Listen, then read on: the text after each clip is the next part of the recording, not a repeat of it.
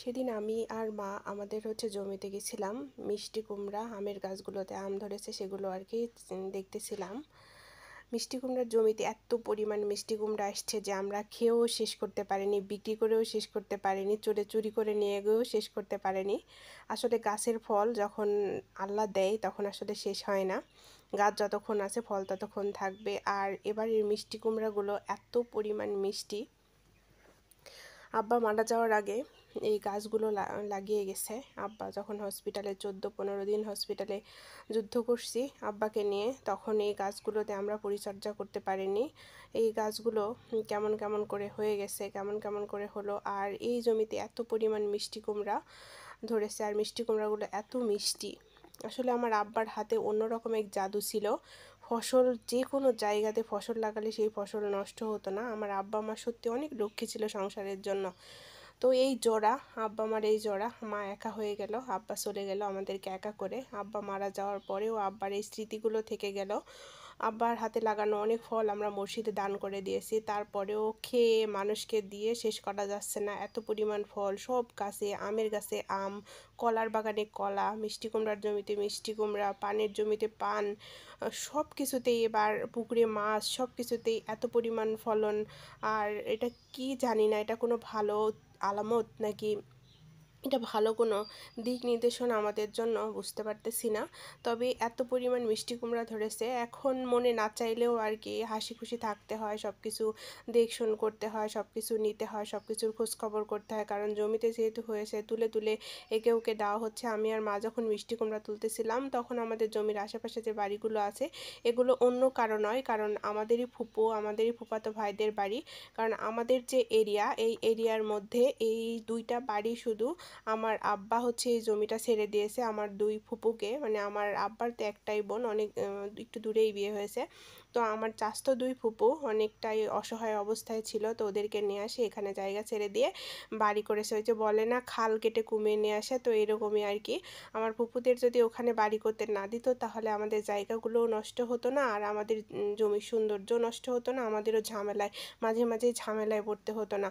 কারণ আমাদের এলাকার মানুষের সঙ্গে আমাদের কোনো সমস্যা হয় না, কিন্তু ওনাদের সাথেই আমাদের মাঝে মধ্যেই ঝামেলা হয়, কারণ ওনাদের অত্যাচারে আমাদের জমিগুলোতে আমরা ঠিকমতো ফসলই করতে পারতাম না। তো প্রায় জমিগুলো এইভাবে ফেলে ফেলে রাখা হতো। তো এই কিছুদিন হলো এই জমিগুলোতে ফসল হয়। আমরা ছোটোর থেকে দেখে আসি এই জমিগুলোতে পতিত ফেলে রাখতে হয়, কারণ আমার পুকুদের অনেক ছাগল, এই ছাগলের কারণে এই জমিগুলোতে কোনো ফসল করা যায় না, যদিও বা কোনো ফসল হয় নষ্ট করে ফেলে। তো এই জমিগুলোতে আব্বা মারা যাওয়ার আগে তো আমার বোনের উদ্যোগে, আমার বোন যখন বাসা থেকে চলে আসছে এখানে এসে বাড়ি করতেছে, তখন আর কি এই জমিগুলোতে একটু একটু করে ফসল করতেছে। এছাড়া বাগানের মধ্যে অসংখ্য ছাগল বেঁধে রাখছে। আমি কয়েক দফায় বলছি তাদেরকে এখানে যেন আর কোনো ছাগল না বাঁধে, এখানকার আমাদের জমিগুলো যেন আর ফসল নষ্ট না করে।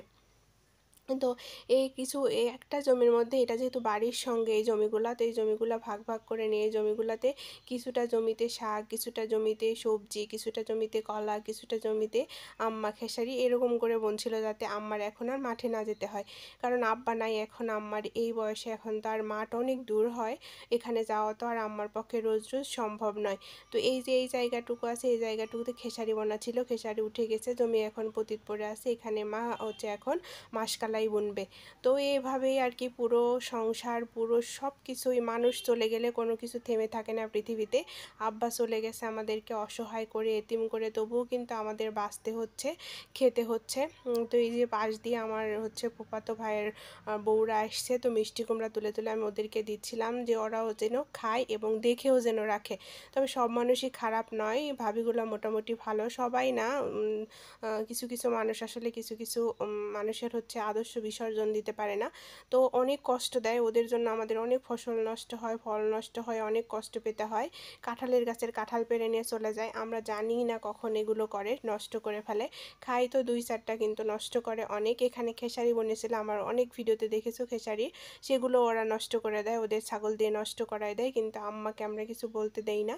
এখন আব্বা মারা গেছে, এখন তো আরও কিছু বলা যায় না ওদেরকে, ওরা একদম মানে পুরো রাজ্য দখল করে নেয় যেমন, এমন। তো খাল কেটে আব্বা কুমির নিয়ে এসছে, দাদা কুমির নিয়ে এসে রেখে গেছে, সেই যন্ত্রণা এখন আমাদেরকে সহ্য করতে হয়, পোহাতে হয়। তো এই বাগানগুলোতে সুপারি, তারপরে লিচু, বেলের গাছ, এখানে হচ্ছে ফজলি আমের গাছ, কলার গাছ, মানে সব জায়গাতেই। আর এই ভিডিওগুলো আমার হাতে করা না, ক্যামেরাটা ছিল আমার ভাস্তির হাতে, ও অনেক ছোট। ও এই ভিডিওগুলো কখন করেছিল জানি না, পরে যখন আমি ফোন হাতে নিয়ে দেখি যে এই ভিডিওটা ধারণ করেছে, তো ভাবলাম যেহেতু ছোট মানুষ কষ্ট করে ভিডিওটা করেছে, তো আমি ভয়েস দিয়ে দিলাম। তো এখানে আমাদের মসজিদের সামনে ও কেন এখানে আসছে, আমাদের পুকুরে আমাদের হাঁসগুলো মা বলছে দেখতে, তাই ওখানে চলে আসছে। এই যে হাঁস পুকুরের পাড় দিয়ে এখানে দাঁড়িয়ে আছে। আর পুকুরেও হচ্ছে মাছ মারবো, যার কারণে আমি বাসায় আসলে পুকুরে মাছ মারাই। এটা হচ্ছে এখন রেগুলার রুটিন হয়ে গেছে, কারণ আগে এটা করতে পারতাম না, আব্বা মন খারাপ করতো। এটা হচ্ছে আব্বা পছন্দ করতো না, মেয়েদের কোনো কাজ করা, মেয়েদের মানে ওই রকমভাবে বের হয়ে যায় কোনো কিছু করা পছন্দ করতো না। তো এখন আব্বা যেহেতু নাই, সব কিছু করতে হয়। আব্বা অন্য কারো কোনো কিছু পছন্দ না করলে আমাকে কিন্তু সব সময় তার সঙ্গে সঙ্গে রাখতো, সব কাজ করাইতো সাথে সাথে। আর আমারও ওইটা অভ্যাসে পরিণত হয়ে গেছিলো। আব্বা আমাকে ভীষণ ভালোবাসতো, আমাদের এলাকার মানুষ বলতো যে এটা আপনার আরেকটা ছেলে। তো ছেলের মতোই আব্বা আমার সঙ্গে আমাকে নিয়ে এরকম করে সব জায়গাতে যাইতো, ঘুরাইতো, মাঠ ঘাট পুকুর সব জায়গাতে আব্বা আমাকে প্রাধান্য দিত আর ভীষণ ভালোবাসতো। একতরফায় সবাই বলতো আমার বাবা নাকি আমাকে অন্ধের মতো ভালোবাসে, আমি যেটা করি সেটাই নাকি আব্বার কাছে পারফেক্ট মনে হয়। তো মসজিদে যে একটা ছেলেকে রাখছিলাম ইমাম হিসাবে, একটা ছোট্ট ছেলে আশিক, তো ও এই মসজিদটাকে একদম বেহেশতখানা বানিয়ে দিয়েছে। তো চারিদিকে শুধু ফুলের গাছ আর ফুলের গাছ লাগিয়ে আমি নিজেই অবাক হয়ে গেছি যে আমাদের মসজিদটাকে কি সুন্দর করে সাজিয়েছে, আমাদের পুকুর পাড়টা কি সুন্দর ক্লিন করে রেখেছে। এর আগে কখনো কোনো দিন মানে আমরাও সাহস করে এত গাছ লাগাতে পারিনি। ও কোথায় কোথায় থেকে এত দামি দামি ফুলের গাছ সংগ্রহ করেছে, কখনো কোনো দিন জিজ্ঞাসাও করেনি, জানতেও চায়নি, বা কখনো কোনো দিন কমিটির কারো কাছে বা গ্রামের কারো কাছ থেকে কোনো টাকাও নেয়নি। ও নিজের ইচ্ছায় নিজের চেষ্টা ওই মসজিদটাকে এরকম সুন্দর করে সাজিয়েছে। তো ছেলেটা আব্বা মারা যাওয়ার পর আব্বার সঙ্গে ভীষণ মিল ছিল। আব্বার অসুস্থ হওয়ার পর থেকে বা আগে থেকে ওর প্রায়টা সময় আব্বার সঙ্গে এখানে কাটাতো, আব্বাকে দাদা বলে ডাকতো। এই দুই জায়গাতে বসে থাকতো, আব্বাকে সঙ্গে নিয়ে বসে বসে নানান গল্প তারা করতো। তো আব্বা মারা যাওয়ার পর, আব্বা অসুস্থ হওয়ার পর ও মসজিদ থেকে চলে গেছে অন্য জায়গায়, অন্য একটা মানে সদরে, নাটোর শহরের মধ্যে একটা মসজিদে ইমামতি নিয়েছে।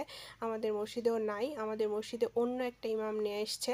তো আব্বাও এগুলো আর তেমনভাবে করে না, আব্বারও আর শরীরে কুলায় না। তো আব্বা তো মারাই গেল, আব্বা মারা যাওয়ার আগে ওর সঙ্গে দেখা করতে চেয়েছিল, কিন্তু ওর কোনো ঠিকানা বা খোঁজ আমি কোনোভাবেই কোথাও হচ্ছে নিতে পারতেছিলাম না। তো আব্বা মারাতে গেছে, আব্বা জানাজা করানোর কথা ছিল, সেখানে ওকে পাইনি। তারপরে আব্বার অনুষ্ঠানের দিন ওকে আমি অনেক কষ্ট করে অনেক খোঁজাখুঁজির পরে ওকে নিয়ে আসতে পেরেছিলাম।